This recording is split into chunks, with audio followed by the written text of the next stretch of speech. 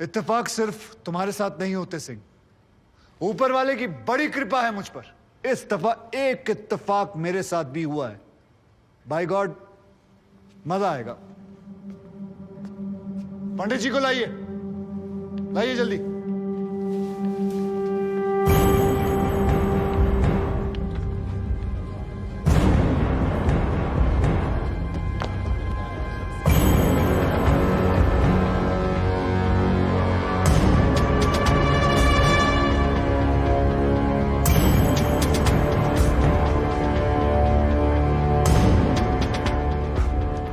क्या मैं पूछ सकता हूं कि क्या हो रहा है इस कोर्ट में? और क्या आप बताने की जहमत करेंगे कि आप ऐसा होने क्यों दे रहे हैं? कौन है ये बाबा सर? इसका इस केस से क्या रिलेशन है सर? ना कोई एडवांस नोटिस है, ना अग्रिम सूचना है। क्या रेलेवेंस क्या है और आप इसे अलाउ कर रहे हैं? जनाब, इस विटनेस का नोटिस देता ना तो ये विटनेस यहां नहीं होता, किसी मुर्दा घर में गड़ा हुआ होता। इस आदमी को मैं पकड़ के नहीं लाया हूं, पुलिस वाले पकड़ के लाए हैं। और जनाब, इस विटनेस का इस केस के साथ डायरेक्ट कनेक्शन है। इंस्पेक्टर साहब, आपने अरेस्ट किया इसको? जनाब, ये वकील साहब एकदम सही कह रहे हैं। इस पंडित का इस केस से सीधा संबंध है। अगर संबंध नहीं हुआ ना, इंस्पेक्टर साहब, नौकरी खा जाऊंगा मैं आपकी। जानते हो ना ये बात? लेकिन जनाब, मैं बिल्कुल सही कह रहा हूं। ठीक है, मैं विटनेस को अलाउ करता हूं। No sir, I object sir, I object. Mathur साहब, मेरी बात सुन। देखो क्या है यार, 3 बजने वाले हैं, बाहर जाएंगे ना बस मिलेगी ना रिक्शा मिलने वाला है। 6 बजे तक तो वैसे ही बैठना हम लोगों को, तो तब तक करवा लेते हैं विटनेस। मतलब हो सकता है कि इसमें कुछ निकली है जी? चलिए जी, विटनेस बॉक्स में आ जाइए।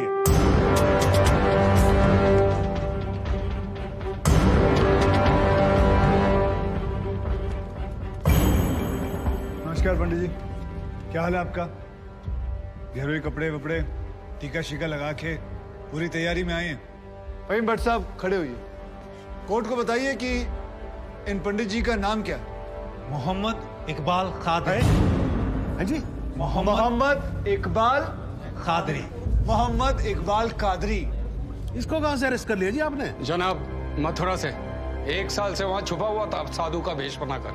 ये तो कमाल हो गया। जज साहब, इंस्पेक्टर महोदय झूठ बोल रहे हैं। हमारा नाम इकबाल कादरी नहीं है, हमारा नाम तो रामकृष्ण सारस्वत है। हम तो निरीह ब्राह्मण हैं, ब्रह्मचारी हैं। हाँ, जम्मू के रहने वाले हैं, उस वजह से भाषा में थोड़ी कश्मीरी झलक है, लेकिन हम वो नहीं है जो बताया जा रहा है। ये देखिए हमारा आधार कार्ड और voter ID card. Om Prakash ji, जरा लेके आओ उसे, लाओ जरा, फटाफट लेके आओ। जनाब, ये पंडित सरासर झूठ बोल रहा है। इसने पुलिस को खुद स्टेटमेंट दिया है, जिसमें इसने खुद कहा कि ये इकबाल कादरी है। कंधे के ऊपर उत्तर प्रदेश पुलिस के 2 स्टार लगा रखे। इतना मालूम नहीं है कि पुलिस को दी गई स्टेटमेंट कोर्ट में एडमिसेबल नहीं है। जनाब, ये इंसान एक ट्रेन्ड मिलिटेंट है। नकली आधार कार्ड बनाना कोई मुश्किल काम नहीं है, आप अच्छी तरह जानते हैं। और फहीम भट्ट भी इसको आइडेंटिफाई कर चुके हैं। सर, ये अपनी आइडेंटिटी छुपा रहा है। श्रीमान यहाँ आइडेंटिटी छुपा नहीं रहा है, अपनी आइडेंटिटी बता रहा है। कैसे बताएगा अपनी आइडेंटिटी? हम सब कैसे बताएंगे सर? आप सुंदरलाल त्रिपाठी हैं, मैं प्रबोध माथुर हूँ, ये पंडित जी हैं कानपुर वाले। कैसे पता पड़ेगा? किसी आधार कार्ड से, राशन कार्ड से या पासपोर्ट से। सबूत आपके सामने है सर, संदेह की कोई बात ही नहीं। और वैसे बता दूं सर, निवेदन कर रहा हूं, ये जो पंडित जी है ना, ये ऑलरेडी झूठा गवाह पेश कर चुके हैं।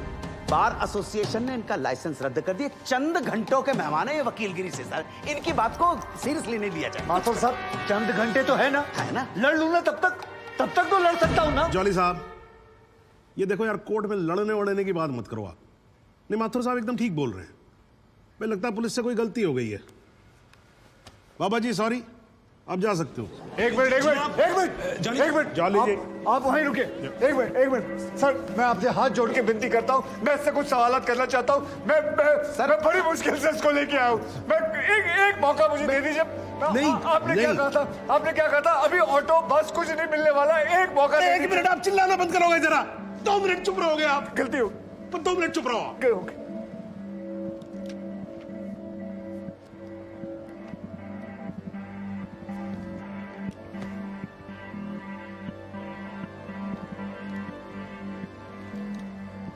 ठीक है, मैं विटनेस को अलाउ करता हूं। अरे सर, अब क्या सर? माथुर साहब, I think court has the right to decide. Okay जी, and court has decided. Please. Thank you. Thank you, thank you.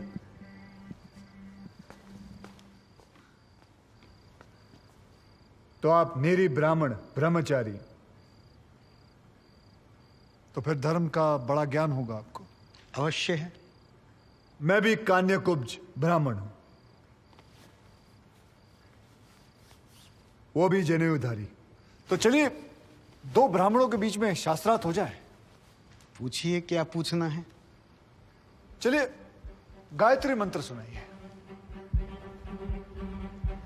ओम भूर्भुवस्व तत्सवितुर्वरेण्यम भर्गो देवस्य धीमहि धियो यो नः प्रचोदयात्। बहुत बढ़िया, पूरा नाम बताएं। रामकृष्ण प्रेमकृष्ण सारस्वत। धर्म? हिंदू। हिंदू धर्म में कितने वेद हैं? 4। नाम बताएं। ऋग्वेद, सामवेद, यजुर्वेद, अथर्ववेद। 4 युगों के नाम बताएं। सतयुग, द्वापर, त्रेता, कलयुग। वर्ण कितने हैं? 4।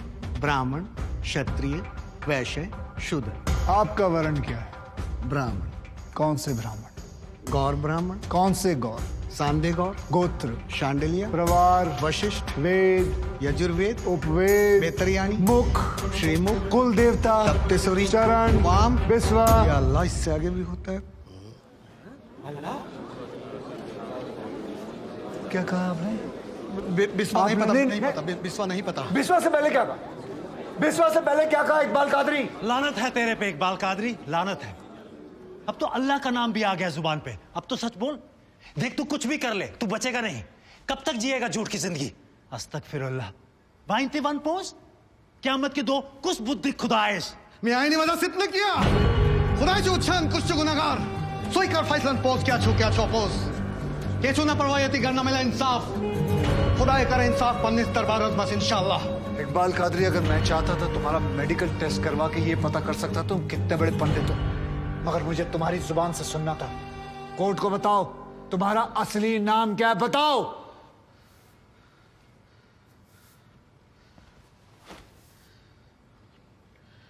जज साहब, मेरा नाम मोहम्मद इकबाल कादरी है।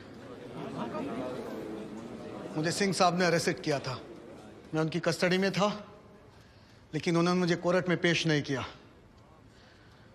मैं जानता था कि वो मेरा एनकाउंटर करने वाले हैं। एक दिन मौका देखकर मैंने उनसे कहा कि अगर वो मुझे जाने देंगे तो मेरे आदमी उन्हें बहुत सारा पैसा देंगे, और उन्होंने मेरी बात मान ली। इसे लेके कहाँ जा रहे? सिंह साहब ने आजाद कर दिया इसे। जा रहा आजा। सिंह साहब को कितने पैसे दिए? 50 लाख, 25 लाख एडवांस और 25 एनकाउंटर के बाद। आई ऑब्जेक्ट श्रीमान।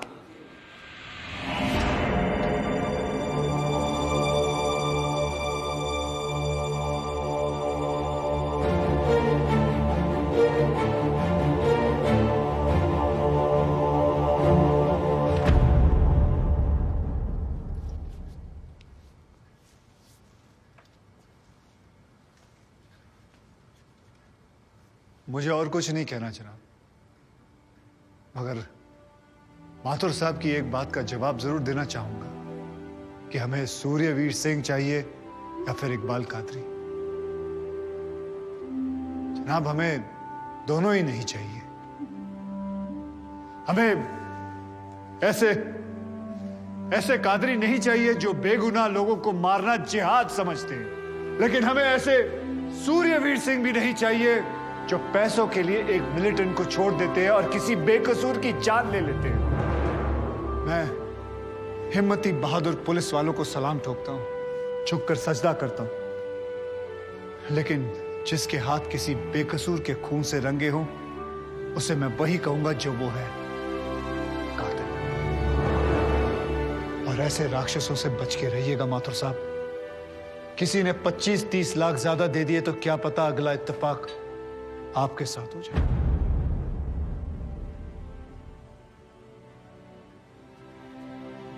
अंत में सिर्फ इतना ही कहना चाहूंगा कि इस दुनिया के सबसे बड़े जाहिल ने कहा था कि इश्क और जंग में सब कुछ जायज है, क्योंकि अगर ऐसा है तो फिर बॉर्डर पर सिपाहियों के सर काटने वाले भी जायज है और जवान लड़कियों पर एसिड फेंकने वाले आशिक भी। क्योंकि अगर ऐसा है तो फिर इकबाल कादरी भी जायज है और सूर्यवीर सिंह भी। अब आप ही तय करें जनाब कि ये दोनों जायज है या फिर दोनों नाजायज।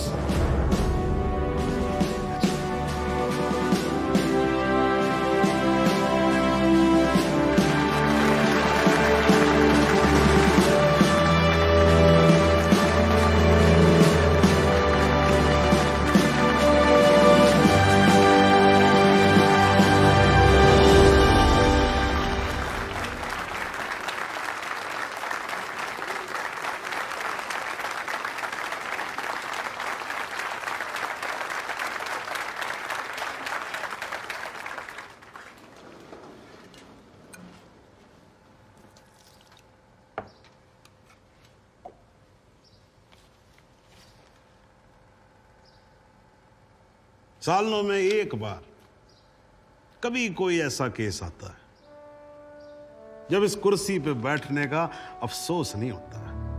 नहीं तो जी मैं तो रोज ही कोर्ट आता हूं, बैठा रहता हूं कोर्ट के अंदर, घड़ी की तरफ देखता रहता हूं कि कब 6 बजे और कब मैं उठ के घर चला जाऊं। क्या करें जी, न्यायपालिका की हालत ही कुछ ऐसी है। ये देखो जी, ये अंधेरे बदबूदार कमरे जिन्हें कोर्ट कहा जाता है, भाई साहब इसमें हम जैसे जजों का आने का मन नहीं करता। आम जनता की बात तो क्या करें। हाँ जी मात्र साहब ठीक बोल रहा हूं ना मैं मतलब 3 करोड़ से ज्यादा केसेस पेंडिंग है इस देश के अंदर और कुल मिलाकर जज कितने 21,000। यानी देखा जाए तो 1 लाख लोगों पर एक जज। डेट पे डेट पड़ती रहती है। हाँ जी, लोग आते रहते हैं, हताश होकर घर जाते रहते हैं। लेकिन फिर भी आज भी हिंदुस्तान में जब कहीं 2 लोगों के बीच में झगड़ा होता है ना, कोई विवाद होता है, तो एक दूसरे से क्या कहते हुए पाए जाते हैं, I will see you in court.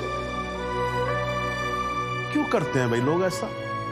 हाँ जी, क्योंकि आज भी लोग भरोसा करते हैं न्यायपालिका पे। उनको भरोसा होता है कि अगर सरकार उनकी बात नहीं सुनेगी, प्रशासन उनकी बात नहीं सुनेगा, पुलिस उनकी बात नहीं सुनेगी, तो कोर्ट सुनेगी उनकी बात, सुनेगी और न्याय देगी।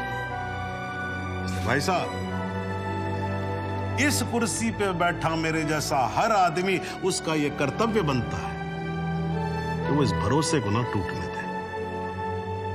इस कोर्ट में पेश किए गए सभी गवाह और एविडेंसेस, एक बात तो एकदम साफ हो जाती है कि 13 अगस्त को गोमती नदी के पुल पे जो भी हुआ वो अचानक होने वाला एनकाउंटर नहीं था, बल्कि एक सोची समझी साजिश के तहत की जाने वाली हत्या थी।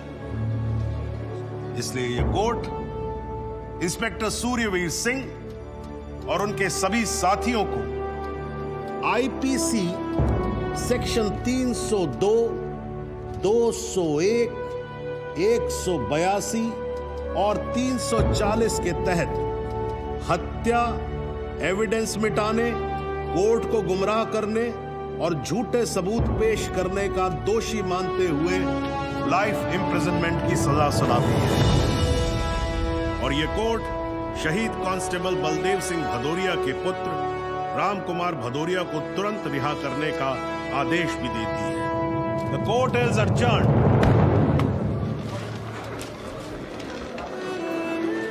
बहुत बहुत मुबारक। Thank you.